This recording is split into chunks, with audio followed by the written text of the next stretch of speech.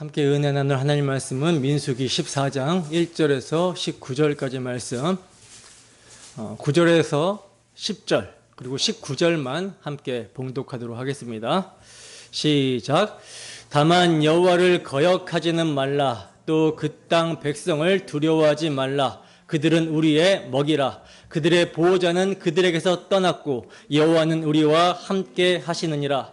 그들을 두려워하지 말라 하나 온 회중이 그들을 돌로 치려 하는데 그때 여호와의 영광이 회막에서 이스라엘 모든 자손에게 나타나시니라. 구하옵나니 주의 인자의 광대하심을 따라 이 백성의 죄악을 사하시되 애굽에서부터 지금까지 이 백성을 사하신 것 같이 사하시옵소서. 아멘. 여호수아와 갈렙의 경고와 모세의 중보기도. 여호수아와 갈렙의 경고와 모세의 중보기도라는 제목으로 하나님 말씀 증거하도록 하겠습니다. 우리가 지난 시간에는 정탐꾼의 보고를 받은 이스라엘 백성들의 반응에 대해서 살펴봤었어요. 이 장면은 약속의 땅을 앞에 두고 가데스 바네아에서 이스라엘 백성들이 보인 너무나도 충격적인 반역의 순간이었죠. 약속의 땅을 바로 눈앞에 둔 이스라엘 백성들은요, 하나님이 주시겠다라고 약속하신 대로 그 땅을 그냥 들어가서 취하면 되는 거였어요. 하나님께서는 굳이 약속의 땅을 정탐하고 오라고 이스라엘 백성들에게 명령하신 것이 아니었습니다. 원래는 그냥 들어가서 취하라고만 하셨어요. 근데 백성들이 불안해하며 굳이 정탐을 요청했고, 그래서 하나님은 그것을 허락하신 것뿐이라는 거죠. 그러나 문제는 뭐냐? 그렇게 해서 40일 동안 땅을 돌아보고 온 12명의 정탐꾼들 가운데 10명이 하나님의 언약을 믿지 않는 불신앙의 보고를 하며 땅을 악평한 것이 문제가 된 것입니다. 2명의 정탐꾼 여호수아와 갈렙만은 믿음으로 그 땅은 하나님이 우리에게 주신 땅이다, 우리가 곧 올라가서 취하자, 능히 이길 것이다 라고 이렇게 증언했지만 이 여호수아와 갈렙의 믿음의 외침은 무시가 되어버렸고요, 온 회중은 10명의 정탐꾼의 불신앙적인 말에 휘둘려 버리고 맙니다. 그래서 결국 온 회중이 소리를 높여 밤새도록 통곡하며 하나님이 주신 약속을 잊어버린 채 모세와 아론을 원망하기 시작하죠. 차라리 우리가 애굽에서 죽었더라면, 광야에서 죽었더라면 좋았을 텐데 라고 하면서 간접적으로 하나님에 대한 원망을 쏟아냈어요. 그러다가 어떻게 됩니까? 이제 선을 넘어버리죠. 그리고는 어찌하여 여호와께서 우리를 저 땅으로 인도하여 칼에 쓰러지게 하려 하는가라고 하면서 이제 하나님의 이름까지 거론하면서 하나님을 악한 분으로 몰아세우고 불평을 넘어서 대놓고 원망을 쏟아내기 시작합니다. 그리고는 급기야 어떻게 합니까? 서로 합의를 이루어 우리가 한 지휘관을 세우고 애굽으로 돌아가자라고까지 말을 해요. 즉 하나님의 머리가 아니라 자기들이 원하는 새로운 머리를 세워서 과거 종살이했던 애굽으로 돌아가자라고 하는 충격적인 반역을 저지르고 있었던 것입니다. 자, 이렇게까지 하니까 모세와 아론이 답답하고 견딜 수 없어서 어떻게 합니까? 하나님 앞에 엎드렸어요. 이 정도의 반역이라면 하나님의 진노가 곧 임할 것을 감지했기 때문에 엎드린 것이죠. 그리고 그 순간 성막에는요, 여호와의 영광이 충만하게 나타납니다. 이제 곧 하나님의 진노가 쏟아질 일촉즉발의 굉장한 위기 가운데 모세와 아론은 경외함으로 탄식 속에서 엎드려졌지만 백성들은 여전히 어떤 상황이에요? 성막을 바라보지 않죠. 하나님의 임재를 바라보지 않고 하나님을 두려워하지도 않고 있는 상황입니다. 자, 바로 이런 상황에서 오늘 본문은 시작이 되고 있는 거예요. 본문 6절입니다. 함께 읽습니다. 시작. 그 땅을 정탐한 자 중 눈의 아들 여호수아와 여분네의 아들 갈렙이 자기들의 옷을 찢고, 아멘. 자, 보시면 그 땅을 정탐한 자 중 눈의 아들 여호수아와 여분네 아들 갈렙이 자기 옷을 찢었다라고 기록을 합니다. 여러분, 지금 상황은요, 열 정탐꾼들의 악평으로 인한 선동으로 이스라엘의 온 회중이 여호와 하나님을 원망하며 반역하고 있는 상황이에요. 그래서 모세와 아론은 여호와의 영광 앞에 탄식하며 경외함 가운데 엎드려져 있습니다. 근데 이때 10명의 정탐꾼과 똑같은 것을 보고 온 2명의 정탐꾼, 눈의 아들 여호수아와 여분의 아들 갈렙이 회중 가운데 나아가더니 자기들의 옷을 찢으며 비통함을 드러내고 있는 거예요. 자, 그러면 이들은 왜 이렇게까지 극도로 비참함을 나타내고 있었던 것인가? 하나님의 언약을 버린 상태가 이처럼 비참하다라는 사실을 이들은 알고 있었던 것이죠. 지금 자기들만 하나님이 약속하신 언약을 붙들고 있었고 그 외에 다수의 백성들은요, 하나님의 언약을 내던져 버렸습니다. 그러나 여러분, 언약 백성이 하나님의 언약을 버리면 어떻게 됩니까? 이건 죽은 목숨과 다를 바 없는 것이죠. 이것만큼 비참한 노릇이 어디 있겠습니까? 그래서 여호수아와 갈렙은 온 회중이 반역하는 상황에서 자기들의 옷을 찢으며 그 안타까움과 비통함을 나타내고 있었던 거예요. 그리고는 이제 회중을 향하여 이렇게 외칩니다. 본문 7절입니다. 함께 했습니다. 시작. 이스라엘 자손의 온 회중이 말하여 이르되 우리가 두루 다니며 정탐한 땅은 심히 아름다운 땅이라. 아멘. 보세요. 여호수아와 갈렙이 지금 온 회중 앞에서 뭐라고 외치고 있습니까? 우리가 두루 다니며 정탐한 그 땅은 심히 아름다운 땅이다. 이렇게 증언하면서 외치고 있어요. 여러분, 이건 단순히 우리가 정탐해 봤더니 땅이 좋더라, 땅이 좋아 보인다, 이 정도의 말이 아니죠. 이스라엘의 온 회중으로 하여금 약속의 땅에 대한 소망을 버리지 말라라는 말을 지금 이들이 하고 있는 거예요. 하나님이 젖과 꿀이 흐르는 아름다운 땅이라고 말씀하셨는데 우리가 눈으로 실제 보니까 정말 그러더라. 하나님의 말씀을 틀린 것이 하나도 없더라. 그러니 너희들 그 소망을 버려서는 안 된다. 지금 이렇게 말을 하고 있는 거예요. 나아가 8절에서는 이렇게 말합니다. 함께 읽습니다. 시작. 여호와께서 우리를 기뻐하시면 우리를 그 땅으로 인도하여 들이시고 그 땅을 우리에게 주시리라. 이는 과연 젖과 꿀이 흐르는 땅이니라. 아멘. 보세요. 지금 여호수아와 갈렙이 말하는 말에는 굉장히 중요한 표현이 하나가 있는데 그게 뭐냐? 여호와께서 우리를 기뻐하시면이라는 표현입니다. 여호와께서 우리를 기뻐하시면. 그러니까 지금 이들은 마치 가나안 땅이 당연히 주어지는 것처럼 말하지 않고 있다는 거예요. 자신들이 받을 자격이 있다거나 자신들의 힘으로 취할 수 있다라고 말하지 않습니다. 오직 여호와께서 우리를 기뻐하시면이라는 전제를 두고 있어요. 이것이 바로 여러분 신앙인의 겸손입니다. 진짜 신앙인은요, 결코 자기 공로를 내세우지 않는다라는 거죠. 근데 어떤 사람들은 마치 천국행 티켓을 자기 힘으로 딴 것 마냥 자랑하고 자격 없는 사람들을 비웃기도 합니다. 너는 믿음이 왜 그렇게 없냐? 그러다가 천국 가겠냐? 이렇게 말한다라는 거죠. 그러나 진짜 천국 백성들은요, 어떻게 고백합니까? 아무 공로 없이 오직 전적인 하나님의 은혜로만 하나님 나라에 들어가게 된다라고 고백을 하게 되는 것이죠. 이게 진짜 천국 백성의 모습이에요. 바로 여호수아와 갈렙은 이 사실을 알고 있었던 것입니다. 여러분, 이스라엘 백성들이 애굽에서 과연 무엇을 자랑할 수 있었겠습니까? 오히려 애굽인들과 동화되어서 구별됨이 없었고요. 애굽인들과 똑같이 그들의 우상을 섬겼던 죄인들이었어요. 내세울 만한 것은요, 하나도 없었습니다. 광야 생활을 돌아봐도 마찬가지죠. 짧은 시간 동안에도 얼마나 수많이 하나님을 반역했습니까? 거역했습니까? 그러니 자격이 있다고 말할 수가 없었던 거예요. 그래서 이들이 고백합니다. 여호수아와 갈렙이 고백합니다. 우리가 자격이 있어서가 아니라 여호와께서 우리를 기뻐하신다면 그분의 은혜로 우리가 그 땅을 차지하게 될 것이다. 이것이 바로 은혜를 아는 자의 고백이라는 거죠. 자, 그러면 이렇게 은혜를 알고 있었던 여호수아와 갈렙이 마지막으로 뭐라고 외치고 있는지 봅시다. 본문 9절입니다. 함께 읽습니다. 시작.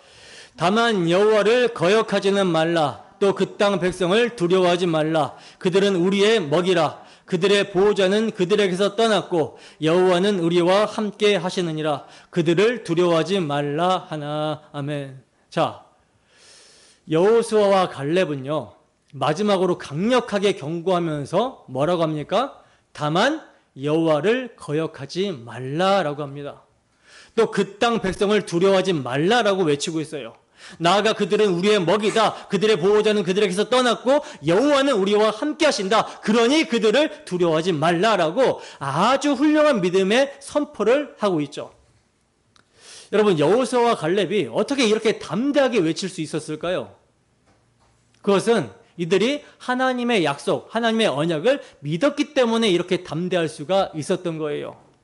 하나님의 약속을 믿는 자, 그 말씀의 진리에 굳게 선 사람은요, 언제나 신앙의 담력을 얻습니다. 하나님의 말씀이 진리라는 사실을 알기 때문에 두려움 없이 담대함이 생기는 거예요. 그래서 성경은 곳곳에서 담대하라, 두려워하지 말라라고 명령을 하고 있는 것입니다. 이 말은 결국 하나님의 말씀을 믿으라는 말과 같은 뜻이죠. 말씀을 믿으면요, 두려움이 사라지고요, 담대함이 생기게 된다는 거예요. 역사 속에서도 이런 담대한 신앙 고백을 한 사람들이 있는데, 그 중에 제가 한 사람만 소개를 하자면 여러분들이 너무나도 잘 아시는 마르틴 루터라는 사람입니다. 그는 중세 로마 카톨릭이 진리를 훼손하고 정말 타락이 극에 달아 있을 때 하나님의 말씀, 성경의 진리를 붙들고 종교개혁의 불씨를 던졌던 사람이에요. 당시 로마 교회는요, 구원의 길을 예수 그리스도의 십자가와 은혜가 아니라 면죄부와 공로주의, 교황의 권위로 둔갑시켜 버렸습니다. 그리고 이들이 정말 사악했던 것은 뭐냐면 회중들로 하여금 성경 접근과 읽을 권리를 제한해 버렸다는 거예요. 로마 카톨릭은 라틴어 성경만을 그 당시에 허용했기 때문에 당시 라틴어를 알지 못하던 대부분의 사람들은요, 하나님의 말씀을 직접 읽고 이해하지 못했었고, 말씀을 철저하게 성직자들의 해석과 교권 아래에서 묶여 있었던 거예요. 그래서 구원은 오직 교회의 성례와 교황의 권세 아래서만 가능하다고 이렇게 진리를 왜곡했던 것입니다. 결국 십자가의 은혜 대신 돈으로 죄사함을 거래하고 성직자들의 부패와 향락이 극에 달하게 됩니다. 바로 이런 시대에 수도사였던 루터는 로마서를 강해하다가 1장 17절 말씀, 의인은 믿음으로 말미암아 살리라고 하는 말씀이 조명이 됩니다. 그 순간 그는 깨닫게 된 거예요. 사람은 자기의 힘을 의지해서는 구원을 받을 수가 없구나. 율법의 행위로는 구원을 받을 수가 없구나. 오직 믿음이다. 오직 은혜다. 오직 성경이다. 이렇게 복음의 진리를 붙잡게 된 거예요. 이때부터 루터는요, 교회의 잘못된 가르침에 정면으로 맞서게 됩니다. 로마 카톨릭의 부패함과 부정함에 정면으로 맞서게 되었어요. 그리고 그 유명한 종교개혁의 도화선이 된 사건, 1517년 비텐베르그 교회당 정문에 95개의 반박문을 걸면서 종교개혁의 불씨를 던졌던 것입니다. 이때 교황과 신학자들은요, 그에게 철회를 요구했어요. 철회를 요구했지만 루터는 한 걸음도 물러서지 않습니다. 결국 보름스 회의 앞에 섰을 때 그는 회유를 받습니다. 너의 주장을 철회해라. 그렇지 않으면 네 생명이 위태롭게 된다라고 막 협박을 쏟아내게 되죠. 그러나 이때 루터는 담대하게 이렇게 고백합니다. 내 양심은 하나님의 말씀에 사로잡혀 있습니다. 그러므로 나는 철회할 수도 없고 철회하지도 않겠습니다. 나는 이곳에 서 있습니다. 나는 달리할 수 없습니다. 하나님이여 나를 도우소서. 여러분, 이게 바로 여호수아와 갈렙의 담대함과 같은 정신 아닙니까? 온 세상이 자신을 반대한다 할지라도 진리 앞에 담대히 서겠다라는 고백인 거예요. 자신의 안위를 위해 침묵하며 편안하게 타협하겠다라는 것이 아니라, 편안하게 타협하며 살겠다라는 것이 아니라 그리스도와 함께 고난받은 것을 택한 것입니다. 그것이 더 낫다고 그는 고백했던 거예요. 이것이 바로 여호수아와 갈렙의 믿음과 같은 정신입니다. 백성들이 다수로 달려들어 돌을 들어 치려고 해도 믿음으로 서 있는 자는요, 하나님의 말씀을 그대로 대변하는 거예요. 왜 그렇습니까? 하나님의 말씀은 상황에 따라 변하지 않는 진리라는 것을 그들이 알았기 때문인 것이죠. 그래서 현상 때문에 자기 발언을 취소하지 않는 거예요. 믿음으로 굳게 선 자들은요, 언제나 하나님의 편인 것입니다. 본문 10절입니다. 함께 읽습니다. 시작. 온 회중이 그들을 돌로 치려 하는데 그때 여호와의 영광이 회막에서 이스라엘 모든 자손에게 나타나시니라. 아멘. 보세요. 온 회중이 여호수아와 갈렙 그리고 모세와 아론을 향해서 돌을 들어서 치려고 했다라고 합니다. 한두 사람이 아니라 온 회중이라고 말씀하고 있어요. 온 회중. 모세와 아론, 여호수아와 갈렙이 눈으로 볼 수 있었던 모든 사람들이 돌을 들었다라는 말이에요. 생각해 보세요. 한 사람이 돌을 들어 던져도 죽을 수가 있는데 수십만 명이 돌을 들었으니 이건 뭐 집단 학살인 것이죠. 집단 학살적인 분위기인 것입니다. 근데 도대체 왜 이 사람들이 이렇게 돌을 들었을까요? 뭐가 그렇게 화가 나가지고 돌을 들었을까요? 지금 여호수아와 갈렙이 이들에게 무슨 악담을 퍼부은 게 아니잖아요. 여호수아와 갈렙은 너희들은 하나님의 진노로 곧 죽을 거야, 이렇게 협박한 게 아니었습니다. 나는 너희들과 달라, 너희들은 믿음이 없어, 천국 못 가, 이렇게 조롱한 것도 아니었어요. 그들이 한 말은요, 단 두 가지였습니다. 여호와를 거역하지 말라, 그리고 가나안 족속, 그 땅 백성들을 두려워하지 말라. 오직 이 두 마디 때문이었습니다. 이 두 마디가 회중 전체를 분노케 했다라는 거예요. 왜 이 두 마디가, 왜 이 단순한 두 마디가 이렇게 돌을 들어서 쳐 죽일 정도로 화가 나는 말이 되었을까요? 보세요. 여호와를 거역하지 말라라는 말은 무슨 뜻입니까? 이미 지금 이스라엘 백성들은요, 하나님이 아닌 우리의 머리, 자기들의 지휘관을 세워 애굽으로 돌아가자라고 합의한 상태였죠. 그러니까 그들에게는 하나님이 머리가 아니었고 이미 자기 신을 세운 거예요. 근데 지금 여호수아와 갈렙이 그들에게 여호와를 거역하지 말라 한 것은 뭐예요? 너희들이 세운 머리, 그 신을 버리고 다시 여호와께로 돌아오라고 하는 말인 것이죠. 그러니 이게 싫은 겁니다. 곧 죽어도 싫은 거예요. 여러분, 대부분의 죄는요, 결국 그 사람이 숭배하는 신과 관련이 있습니다. 우리가 자주 짓는 죄, 쉽게 반복하는 죄가 있다면 사실 그것이 바로 우리가 숭배하는 신일 수 있어요. 그래서 팀 켈러 목사의 책 제목처럼 이것은 단순히 중독과의 전쟁이 아니라 거짓 신들과의 전쟁입니다. 술, 돈, 음란, 성공, 인정의 욕구, 모든 중독은 다 거짓 신이라는 거예요. 우리가 숭배하는 거짓 신과 싸우는 것입니다. 그래서 여호와를 거역하지 말라라는 말은요, 곧 너의 신을 버려라, 너의 신을 버리라고 하는 도전으로 들리게 되는 것이죠. 내가 붙들고 있던 우상을 버리라는 말이니 기분이 상하고 화가 나는 거예요. 여러분도 경험하셨을 것입니다.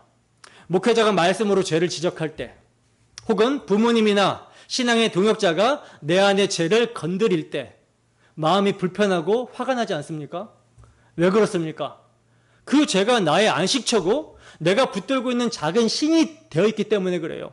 그러나 여러분, 말씀으로 죄를 지적할 때 불편하고 화가 날 수 있지만 그 말씀을 거부하는 것이 아니라 그 말씀에 그렇습니다, 아멘하고 회개하는 것, 돌이키는 것이 은혜가 임한 증거고요, 복인 줄 믿으시기 바랍니다. 자, 또 여호수아와 갈렙이 뭐라고 말했죠? 여호와를 거역하지 말라라고 말했고 또 뭐라고 말했죠? 그들을 두려워하지 말라라고 말했죠. 여기서 그들은 가나안 땅 거민들, 곧 아낙 자손들이며 그들의 견고한 성읍을 말하는 것인데, 아니 당장 여리고 같은 성을 어떻게 무너뜨릴 수 있겠습니까? 인간적으로 보면요, 어때요? 답이 안 나오는 상황인 것이죠. 그게 현실인 거예요. 답이 안 나오는 현실인 거예요. 근데 여호수아와 갈렙은 지금 그들을 두려워하지 말라라고 외칩니다. 근데 그 말을 듣는 백성들의 입장에서는 어떻게 들릴까요? 이 말은 현실을 직시하지 못하는 미련한 사람의 말처럼 들리게 되는 것이죠. 누가 봐도 아낙 자손은 거대합니다. 그리고 그 성읍은 높았어요. 객관적인 현실은요, 두려운 게 맞습니다. 그래서 백성들은 이렇게 생각했을 거예요. 이거 여호수아 갈렙 이거 정신 나갔구나. 눈으로 똑같이 보고 왔는데 어떻게 저런 말을 할 수가 있지? 저 사람들은 현실을 무시하는 환상 속의 사람들이네? 그러니까 믿음으로 말하는 사람들이 오히려 어리석은 사람처럼 보이게 되는 거죠. 자신들은 현실적으로 판단하고 있다라고 여기는데 믿음으로 말하는 자들은 비현실적인 소리를 하는 사람처럼 들리게 되는 거예요. 그러나 하나님의 약속을 믿는 자들, 참 성도는 다르다라는 거죠. 달라요. 참 성도는요, 하나님의 약속을 믿음의 현실로 바라보기 때문에 그 현실이 자신들의 먹잇감처럼 보이는 겁니다. 여호수아와 갈렙은 가나안의 성읍과 그 견고한 성읍과 아낙 자손의 그 거대함을 보고도 저들은 우리의 밥이다라고 고백했어요. 왜 그렇습니까? 하나님의 말씀이 진짜 현실이기 때문입니다. 하나님께서 젖과 꿀이 흐르는 땅을 너희에게 주겠다라고 말씀하셨다면 그것이 현실이라는 거예요. 그 약속의 말씀이 진짜 현실이고 눈에 보이는 두려움은 오히려 안개와 같은 그런 허상에 불과한 것뿐이라는 거죠. 그래서 여러분 실제로 어떻게 됩니까? 실제로 어떻게 됐어요? 여리고성을 한번 보세요. 사람이 손으로 건드린 적이 없습니다. 근데 그냥 무너져 내렸어요. 누가 무너뜨리신 것입니까? 누가 무너뜨리신 거예요? 하나님이 무너뜨리신 거예요. 무엇을 통해서? 믿음을 통해서, 믿음의 순종을 통해서.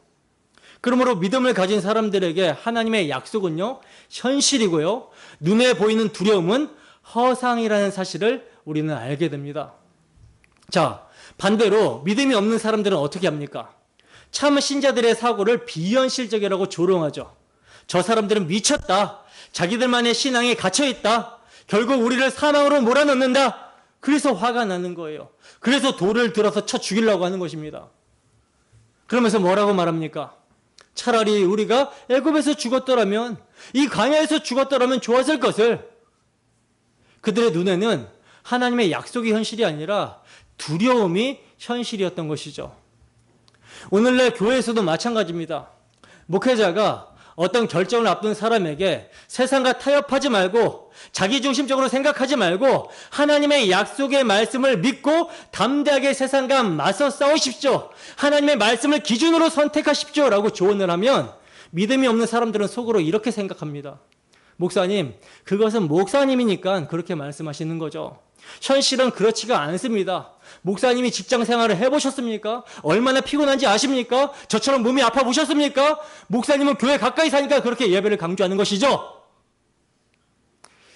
참, 이렇게 생각한다라는 것은 너무나도 안타까운 것이죠.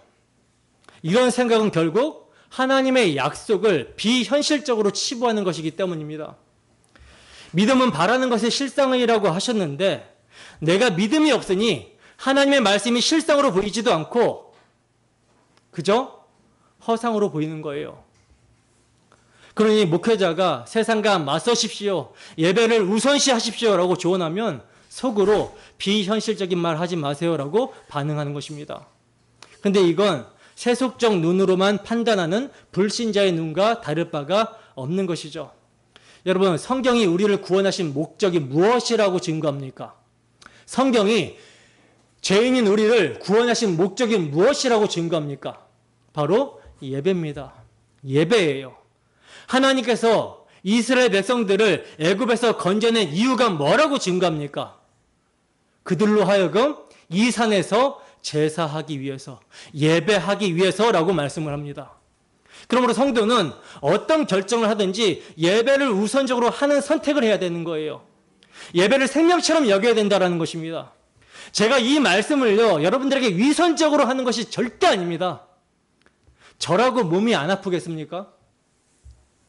지금은 감기를 잘 안 걸리지만 예전에는 2달에 한 번꼴로 코감기, 목감기, 몸살 감기 등으로 시달렸어요. 그러나 성경 어디에도 몸이 아프면 예배하지 말라라고 하는 그런 말씀이 있습니까? 오히려 회중의 모임 가운데 주님을 예배하면 고침을 받게 된다라는 말은 있어요. 여러분, 개척한 지 10년이 다 돼갑니다. 제가 그중에 6년은 직장일을 병행하면서 목회를 했어요. 설교 준비를 하면서 정말 수험생처럼 살았습니다. 개척 목회를 하기 전에는요, 시멘트 포대를 나르며 땀을 흘리기도 했고요. 야간에는 신학대학원을 다니면서 주말에는 사역을 감당했어요. 제가 교회 근처 가까이만 사역지가 있었던 것이 아닙니다. 전철로 3시간이나 걸리는 거리에서도 사역했고요. 그곳에서 새벽 기도도 인도했어요. 이게 제 자랑을 하려고 말씀드리는 것이 아니라 왜 이런 이야기를 드리는가? 그만큼 예배가 말뿐이 아니라 생명이라는 거예요. 말뿐이 생명이 아니라 실제로 생명이기 때문입니다. 예배는 그만큼 가치가 있기 때문에 그렇게 몸을 불사르면서 제가 본을 보이려고 했던 거예요. 여러분 한번 생각해 보세요. 진짜 현실이 무엇입니까? 눈에 보이는 고단한 현실입니까? 아니면 하나님의 약속입니까? 우리에게 실체가 무엇입니까? 실제가 무엇이에요? 하나님께서 약속하신 우리의 가나안 땅, 장차 우리에게 임할 새하늘과 새 땅, 장자들의 총회, 하늘의 예루살렘, 이게 실제 아닙니까? 바로 그곳에서 택하신 백성이 영원히 하나님을 예배하게 될 것입니다. 그것이 진짜 현실이고 그것이 우리의 소망이에요. 우리는요, 교회로 이렇게 모여서 그 천상의 예배를 믿음으로 누리는 것입니다.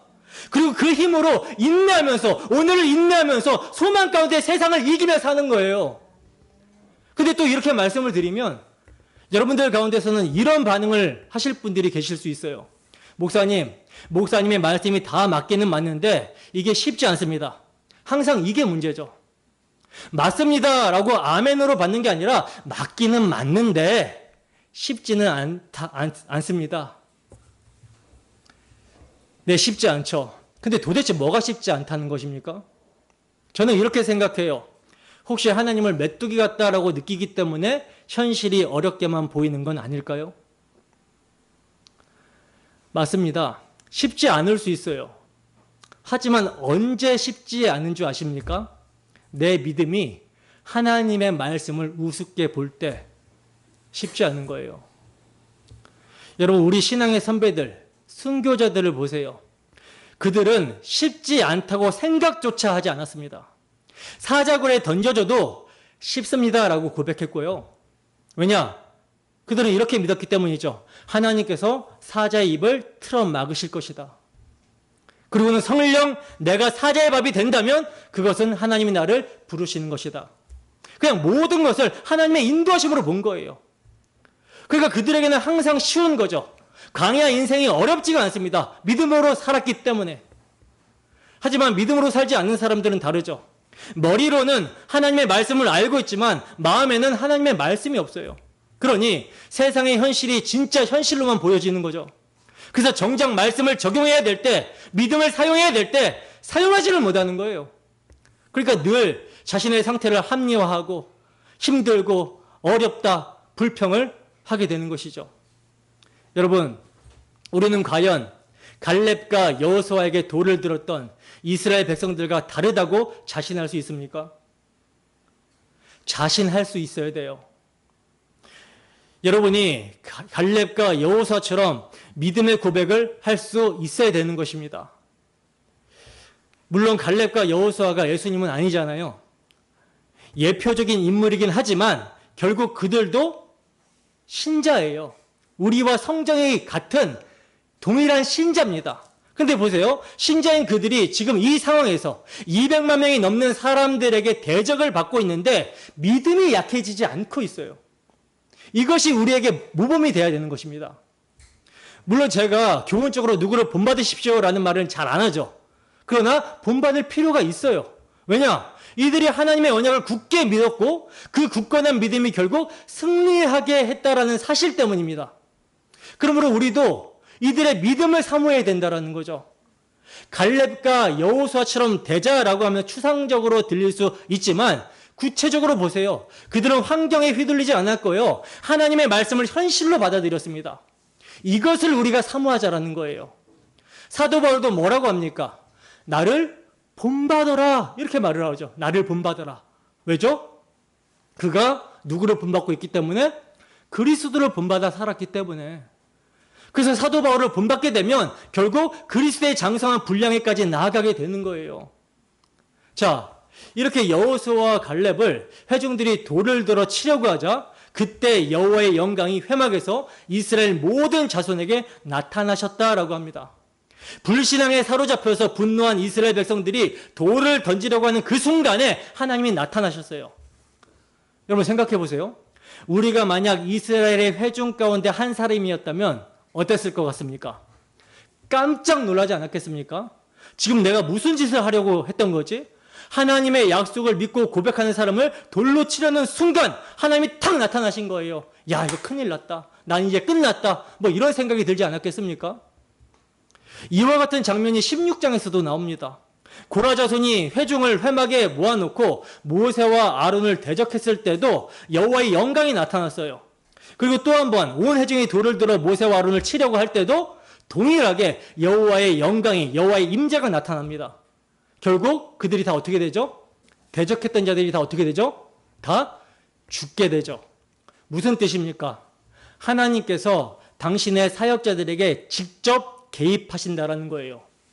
만약 하나님이 개입하시지 않으셨다면 모세와 아론도 돌에 맞아 죽었을 것이고 오늘 본문에서 여호수아와 갈렙도 다 돌에 맞아 죽었을 것입니다. 그런데 왜 하나님께서 개입하셨을까요? 그들이 단순히 불쌍해서 개입하신 것입니까? 아니죠. 하나님은 당신의 나라를 위해서 개입하십니다.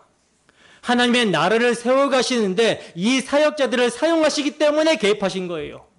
그러니까 한마디로 말하면 이들은 사명자였다라는 것이죠. 사명자는 뭡니까? 하나님 나라 건설을 위해 동참하는 사람이 사명자입니다. 이들을 하나님이 지키시는 거예요. 왜냐? 사명을 맡겨놓고 중간에 죽어버리면 하나님 나라가 중단이 되잖아요. 하나님 나라 건설이 도중에 중단이 되게 되잖아요. 그래서 사명자는 사명을 다할 때까지 하나님께서 반드시 붙들어 주시는 거예요. 그러면 우리는 죽음을 두려워할 게 아닙니다. 사명을 다하지 못하고 죽는 것을 두려워해야 되는 거예요. 내가 사명에 충실하지 않은 것을 두려워해야 되는 것입니다. 왜냐하면 그것이야말로 하나님 나라를 위해 쓰임받기를 주저하는 것이고 그로 인해 여호와의 영광과 그 이름에 먹칠하는 것이 되기 때문이라는 거죠. 여러분, 이스라엘에 대적하는 모습을 보면요, 마치 여호수아와 갈렙만 홀로 싸우고 있는 것처럼 보여지죠. 200만 명 대 2명입니다. 혹은 모세와 아론까지 합쳐도 불과 4명에 불과해요. 그러나 중요한 건 무엇입니까? 하나님의 영광이 그들과 함께 있었다라는 거죠. 여러분이 사명을 감당하다 보면요, 혼자일 것 같은 때가 있습니다. 내가 혼자만 지금 사명을 감당하고 있는 거 아닌가라고 하는 그런 생각이 들 때가 있어요. 그러나 절대 혼자가 아니죠. 누가 함께 하십니까? 하나님이 함께 하십니다. 그 사실을 본문은 분명히 보여주고 있는 거예요. 베드로 사도도 이렇게 증거합니다. 베드로전서 4장 14절 말씀입니다. 함께 읽습니다. 시작. 너희가 그리스도의 이름으로 치욕을 당하면 복 있는 자로다. 영광의 영 곧 하나님의 영이 너희 위에 계심이라. 아멘. 아멘이십니까? 여러분이 그리스도 때문에 하나님 나라와 그 의를 위하여 치욕을 당하게 된다면 성경은 즐거워라고 합니다. 왜냐? 그 사람이 복 있는 사람이며 하나님의 영광스러운 성령께서 그들과 함께 계시기 때문이라는 거죠. 그러므로 담대하시기 바랍니다.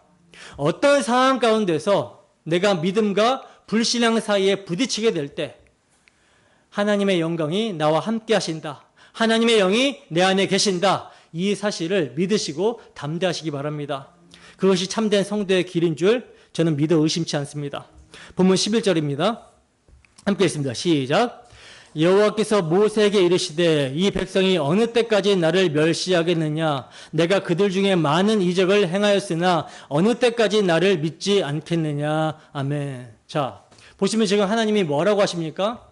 이제 이스라엘 백성들이 여호수아와 갈렙을 돌로 치려고 할 때 극적인 상황에서 나타나신 하나님, 그 하나님의 영광, 하나님께서 뭐라고 하십니까? 이 백성이 여호와를 믿지 않는다라고 하십니다. 근데 하나님이 그들에게 무엇을 베풀어 주셨는데도 믿지 않는다라고 그러죠? 많은 이적을 베풀어 주셨는데도 믿지 않는다라고 그러죠. 그렇기 때문에 여러분, 이 말씀만 봐도요, 기적을 경험해서 믿음이 자란다? 라고 하는 말은 완전히 틀린 말인 것을 우리가 알 수 있는 것이죠. 신약에서도 마찬가지예요. 예수님의 12제자만큼 기적을 많이 본 사람이 어디 있습니까? 근데 이들이 십자가 앞에서 어떻게 됐죠? 다 도망갔어요. 아무도 남지 않았습니다. 그렇기 때문에 기적을 본다고 믿음이 생기는 게 아니에요. 기적 속에서 하나님의 약속하신 메시아, 그리스도를 발견한 사람만이, 그 기적을 통해 하나님의 사랑을 깨달은 사람만이, 그리스도와 인격적으로 만난 사람만이 믿음의 사람이 되는 거예요. 때문에 믿음의 사람은요, 하나님의 말씀을 듣고 순종하는 사람인 것이죠. 그러나 이스라엘 백성들은 믿지 않았고 듣지 않았습니다. 그래서 하나님이 지금 뭐라고 하십니까? 이들이 나를 멸시하고 나를 믿지 않았다라고 하시는 거예요. 결국 이들이 한 지휘관을 세우고 애굽으로 돌아가자라고 했던 그 발언들은요, 하나님을 멸시하고 하나님을 믿지 않았던 불경건의 죄라는 것입니다. 여러분, 무엇을 멸시하고 무엇을 믿지 않았기 때문에 불경건입니까? 바로 하나님의 언약이에요. 언약을 믿지 않는 것이 불경건입니다. 사도 바울이 불경건이라는 표현을 자주 사용하시는데, 불경건이라는 것은요, 하나님과의 관계성 속에서 죄를 범하는 것이고요, 불의라는 것은요, 이웃과의 관계에서 죄를 범하는 것을 말하는 거거든요. 그러니까 수직과 수평이에요. 근데 지금 이스라엘 백성들은요, 불경건에 빠져 있습니다. 여러분, 우리가 흔히 저 사람은 참 경건하다라고 말하잖아요. 근데 진짜 경건이 뭡니까? 언약에 대한 믿음이 확고한 것이 바로 경건이에요. 그 경건이 믿음의 행위로 드러나게 되는 거죠. 반대로 교회를 열심히 나오고 도덕적으로는 흠잡을 데 없어 보여도요, 언약에 대한 믿음이 흔들리려면 그것은 불경건이라고 하는 것입니다. 그렇기 때문에 약속의 땅을 주리라고 하는 하나님의 말씀을 믿지 못하면 그 자체가 뭐냐? 불경건이라는 거예요. 당시 이스라엘의 온 백성들이 다 불경건의 상태였습니다.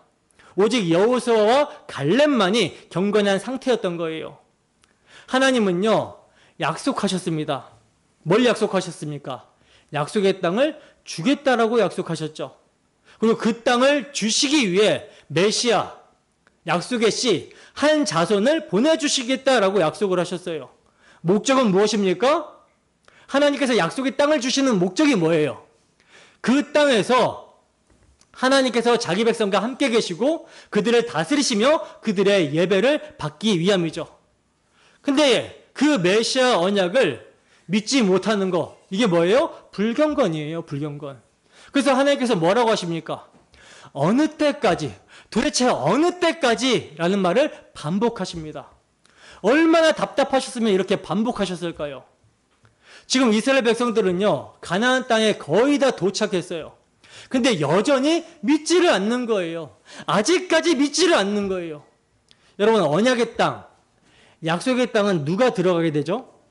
약속을 믿는 자가 들어가게 됩니다. 근데 약속을 믿지 못하면 어떻게 되는 거예요? 못 들어가게 되는 거예요. 이건 당연한 거죠. 복음서에서도요, 주님께서는 믿음 없는 제자들을 향해서 이렇게 말씀하십니다. 믿음이 없고 패역한 세대여, 내가 얼마나 너희와 함께 있었으며 얼마나 너희를 참으리요. 주님께서 얼마나 답답하셨으면 이렇게 말씀을 하셨을까요? 또 아버지를 보여달라고 하는 빌립에게 예수님이 뭐라고 하셨습니까? 내가 이렇게 오래 너희와 함께 있으되 내가 나를 알지 못하느냐? 나를 본 자는 아버지를 보았거늘 어찌하여 아버지를 보이라고 하느냐라고 책망하셨습니다. 근데 여러분, 예수님이 이 말씀을 하신 시기가 언제예요? 공생의 초기입니까? 제자들을 막 불렀을 때 이런 말씀을 하셨습니까? 아니죠. 십자가를 지시기 얼마 남지 않은 공생의 말기에 하신 말씀이에요. 3년 반 동안 예수님을 따라다녔는데도 여전히 예수님을 통해 아버지를 보지를 못하는 것입니다. 얼마나 답답하셨겠습니까? 히브리서 기자도 이런 자들을 향해 책망합니다. 때가 오래되었으므로 너희가 마땅히 선생이 되었을 터인데 아직도 젖이나 먹어야 될 자가 되었도다. 여러분, 오늘날 교회 안에도 이런 책망을 들어야 될 사람들이 많지 않습니까? 개척 멤버인데도 아직도, 모든 성경 공부를 다 했는데도 아직도 누군가에게 가르침을 받아야 될 처지이구나. 이런 책망이 들어가는 거예요. 물론 각자의 역량은 다 다릅니다. 하지만 적어도 우리가 알고 있는 복음, 믿고 있는 신앙을 확실히 고백할 수 있고 누군가에게 소개할 수 있어야 되고 본을 보일 수 있어야 되는 거예요. 더 넓게 말하면 전도할 수 있어야 된다는 것입니다. 더 넓게 말하면 지각을 사용해서 옳고 그름을 분별하고 경건의 본을 보일 수가 있어야 된다는 거예요. 근데 왜 다시 돌아가서 초보에 머무는 상태가 되어버릴까요? 잘못된 가르침을 들었거나 선질로 생각하여 교만했기 때문에, 그리스도를 붙들지 않았기 때문에 자기가 어디서 떨어질지를 모르는 거예요. 그래서 다시 처음으로 돌아가 버리는 것입니다. 그러므로 여러분, 이런 말씀을 다른 사람을 위한 책망이라고 듣지 마시고 나를 향한 책망이라고 들으셔야 됩니다. 본문 12절입니다. 함께 읽습니다. 시작. 내가 전염병으로 그들을 쳐서 멸하고 내게 그들보다 크고 강한 나라를 이루게 하리라. 아멘. 보세요. 하나님이 지금 진노하심으로 뭐라고 하십니까? 이스라엘 1세대들을요 전염병으로 멸해버리시고 모세의 너를 통해 더 크고 강한 나라를 이루시겠다라고 하시고 있어요. 근데 여러분, 이게 새로운 말씀도 아니죠. 이미 출애굽기 32장 10절에서 시내산 아래에서 금송아지 사건이 있었을 때 하나님께서는 똑같이 말씀을 하셨어요. 내가 그들을 진멸하고 너를 큰 나라가 되게 하리라. 그때도 하나님께서 이스라엘을 진멸하려고 하셨지만 모세가 중보하면서 하나님 앞을 가로막았죠. 그러자 하나님은 모세의 기도를 들으시고 또 다시 참아주셨습니다. 그리고 오늘 본문에서도 하나님이 진노하시자 모세가 어떻게 반응을 하고 있죠? 모세가 여호와께 여짜오되 애굽 사람들이 주의 능력으로 이 백성을 인도해내신 것을 알지 않습니까? 근데 만약 주께서 이들을 멸하신다면 그들이 듣고 가나안 사람들에게 소문을 낼 것입니다. 여호와께서 자기 백성 가운데 계셨다라는 거, 낮에는 구름 기둥으로 밤에는 불 기둥으로 앞서 행하신다라는 것을 이미 그들이 들었습니다. 여러분, 지금 이스라엘 백성들은 하나님의 능력을 다 잊어버렸어요. 하지만 누구는 기억하고 있죠? 모세는 기억하고 있죠. 그래서 모세는 주의 능력을 회상하면서 이렇게 기도하는 겁니다. 하나님, 이스라엘은 모릅니다. 하지만 애굽 사람들은 알아요. 가나안 백성들도 압니다. 근데 여기서 하나님이 이들을 다 죽여버리시면 주님의 영광이 가려지지 않겠습니까? 그러니 용서하여 주시옵소서. 여러분, 뭐가 보입니까? 모세의 기도의 초점은 자기 민족의 안위가 아니라 어디에 있어요? 하나님의 영광에 있어요. 하나님의 영광이 가려질 수 있으니 주여 용서하여 주시옵소서. 본문 15절에서 16절 함께 읽습니다. 시작. 이제 주께서 이 백성을 하나같이 죽이시면 주의 명성을 들은 여러 나라가 말하여 이르기를 여호와께서 이 백성에게 주기로 맹세한 땅에 인도할 능력이 없었으므로 광야에서 죽였다 하리이다. 보시면 마치 소돔을 멸하시려고 했던 하나님께 간청했던 아브라함과 같이 지금 모세가 중보하며 기도를 하고 있죠. 자, 근데 이 모세의 중보 기도를 자세히 보면요, 지금 모세가 백성들을 위해서 기도를 하는 것 같은데 사실상 그 백성을 위한 기도가 아니라 주의 이름 때문에 기도하게 되는 것을 보게 되죠. 주의 이름 때문에. 그러니까 이제 주께서 이 백성을 하나같이 죽이시면 주의 백성이 어떻게 되겠냐는 거예요. 만군의 여호와께서 그들을 애굽에서 인도하여 내셔서 구름 기둥과 불 기둥 가운데 그들 앞에서 행하셨음을 애굽 사람들은 물론 이웃 나라가 다 아는데 이제 와서 저들을 죽여버리면 어떻게 생각하겠냐는 거죠. 하나님이 약속을 해놓고 막상 가나안 땅의 사람들과 싸워서 이길 자신이 없으니까 에이, 창피를 당할 바에야 광야에서 내 백성을 죽여버려야 되겠다라고 해서 죽였다고 소문이 나게 되면, 그렇게 되면 하나님의 이름과 그 영광이 어떻게 됩니까 하면서 지금 모세는 하나님의 명성과 하나님의 영광을 위해서 지금 기도를 하고 있는 거예요. 여러분, 모세의 기도가 사욕을 위한 것이 아니라 어디까지나 주의 이름을 높이기 위한 것임을 우리가 보게 될 때, 아, 이게 정말 기도구나, 이게 바로 중보 기도구나 라는 것을 알게 되죠. 우리가. 그러니까 우리가 지체들을 위해서 기도를 할 때에도요, 하나님의 영광을 위해서 기도를 해야 된다는 거예요. 내 개인적인 사심 때문에 하나님 저 사람은 좀 살려주시고요, 저 사람은 좀 용서해 주시고요, 저 사람은 좀 혼내주세요, 이게 아니라는 겁니다. 하나님의 영광, 하나님의 영광을 위해서, 그래서 예수님께서도 하나님의 이름이 최우선적으로 높임을 받으셔야 된다는 것을 가르쳐 주시기 위해서 어떻게 하셨습니까? 제자들에게 기도를 가르쳐 주실 때 하늘에 계신 우리 아버지의 이름이 거룩히 여김을 받게 해달라고 가장 우선적으로 가르치셨던 거예요. 여러분, 하나님 나라의 건설에서 가장 중요한 것은요, 하나님의 이름이 영광을 받는 것입니다. 하나님의 이름이. 모세는 이처럼 하나님의 명성을 앞세운 후에 또 간구를 하고 있는데 그가 무슨 말씀을 붙잡고 간구하고 있는지를 눈여겨볼 필요가 있어요. 본문 17절에서 18절 말씀입니다. 함께 했습니다. 시작. 이제 구하옵나니 이미 말씀하신 대로 주의 큰 권능을 나타내옵소서. 이르시기를 여호와는 노하기를 더디하시고 인자가 많아 죄악과 허물을 사하시며 형벌 받을 자는 결단코 사하지 아니하시고 아버지의 죄악을 자식에게 갚아 3, 4대까지 이르게 하리라 하셨나이다. 아멘. 여러분, 모세가 지금 무엇을 붙들고 기도하고 있죠?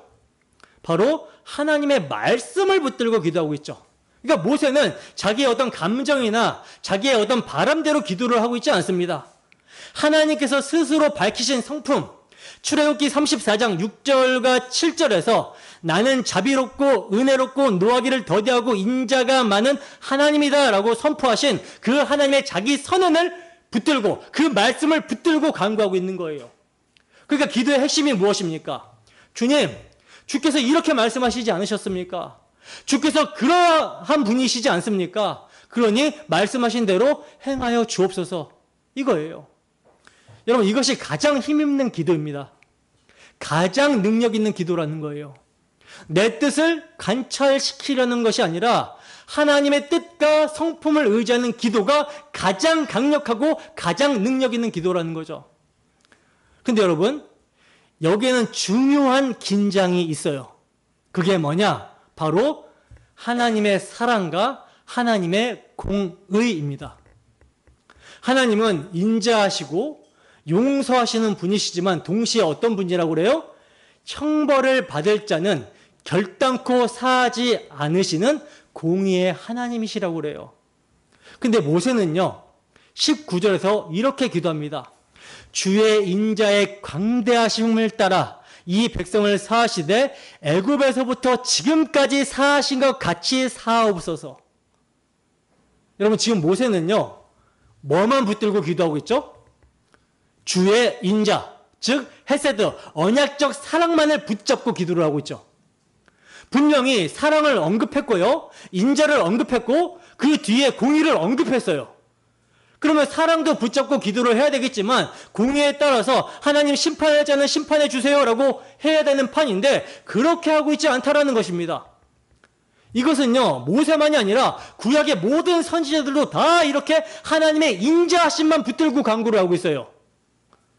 그러면 왜 이렇게 선지자들과 모세가 하나님의 인자하심만 얘기를 하고 있을까요? 형벌받을 자는 형벌하시겠다라고 하셨는데 결단코 사지 않겠다라고 하셨는데 그러면 하나님의 공의는 도대체 어떻게 되는 것입니까? 이들이 잘못했음에도 하나님의 인자하심 때문에 용서해 주세요라고 마친다면 잘못한 이 잘못에 대한 공의는 어떻게 해야 되냐는 거예요.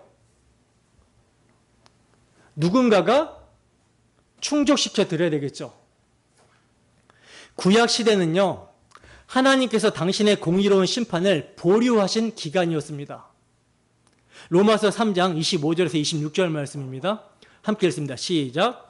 이 예수를 하나님이 그의 피로써 믿음으로 말미암는 화목제물로 세우셨으니 이는 하나님께서 길이 참으시는 중에 전에 지은 죄를 간과하심으로 자기의 의로움을 나타내려 하심이니 곧 이때에 자기의 의로우심을 나타내사 자기도 의로우시며 또한 예수 믿는 자를 의롭다 하려 하심이라. 아멘.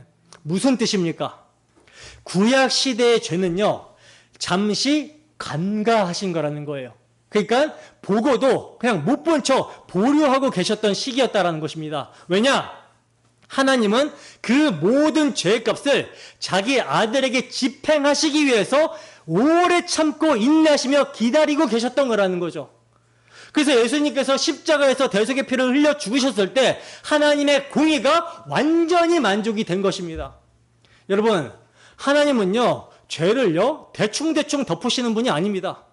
자기 아들에게 철저하게 심판을 집행하심으로써 당신의 의로우심을 드러내셨고요, 동시에 예수 믿는 자를 의롭다 하심으로 당신의 사랑을 증명하시고 나타내 보이셨던 거예요. 그래서 정리하면 이렇습니다. 사랑은 공의를 훼손하지 않았고 공의는 사랑을 막지 못했어요. 둘 다 십자가에서 완전해진 것입니다. 그렇기 때문에 우리는 죄를 결코 가볍게 볼 수가 없는 것이죠. 그러나 동시에 은혜의 보좌 앞에 담대하게 나아갈 수 있게 된 것입니다. 이제 모세는 이렇게 고백합니다. 애굽에서부터 지금까지 사하신 것 같이 사하시옵소서. 여러분, 모세는 출애굽에서 가데스까지를 말했지만 사실 하나님은 그때만이 아니라 창세기 3장 아담의 범죄부터 지금까지 끊임없이 참아오셨어요. 그리고 우리 죄를 우리에게 돌리지 아니하시고 죄를 알지도 못하신 자기 아들에게 돌리셨습니다. 여러분, 바로 이것이 은혜인 거죠. 우리는 여호와를 멸시하고 믿지 않았는데 하나님은 그런 우리를 위해서 자기 아들을 내어주심으로 당신의 사랑을 확증하신 것입니다. 그러니 우리가 고백할 수 있는 건 하나밖에 없습니다. 사람은 다 거짓되되 오직 하나님만 참되시다 할 것이라. 그러므로 오늘 말씀을 통해 우리가 깨닫고 붙들게 되는 것은요, 하나밖에 없습니다. 하나님의 말씀을 붙드는 거예요. 그리고 기도하는 것입니다. 하나님은요, 말씀대로 행하시는 분이십니다. 그리고 반드시 우리가 잊지 말아야 될 것은 십자가에서 하나님의 사랑과 공의가 완전하게 성취가 되었다라는 사실이에요. 하나님은 죄를 대충 넘어가신 분이 아니십니다. 그 공의를 자기 아들에게 다 쏟아 부으셨으며 동시에 우리를 끝까지 사랑하셔서 의롭다 하셨다는 거예요. 그러니 이제 우리에게 남은 것은 무엇입니까? 예수 그리스도의 중보만을 의지하여 담대히 믿음으로 살아가는 것이죠. 그러니 남은 한 주도 세상 앞에서, 현실 앞에서 이렇게 간구하며 나아가시기를 바랍니다.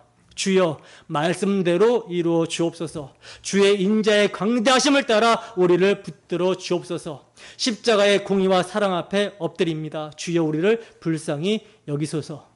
이 기도의 응답으로 하나님께서 여러분을 공의로 붙드시고 인자하심으로 회복시키시며 마침내 약속의 땅, 새하늘과 새 땅에까지 인도하시게 되기를 주님의 이름으로 축원합니다.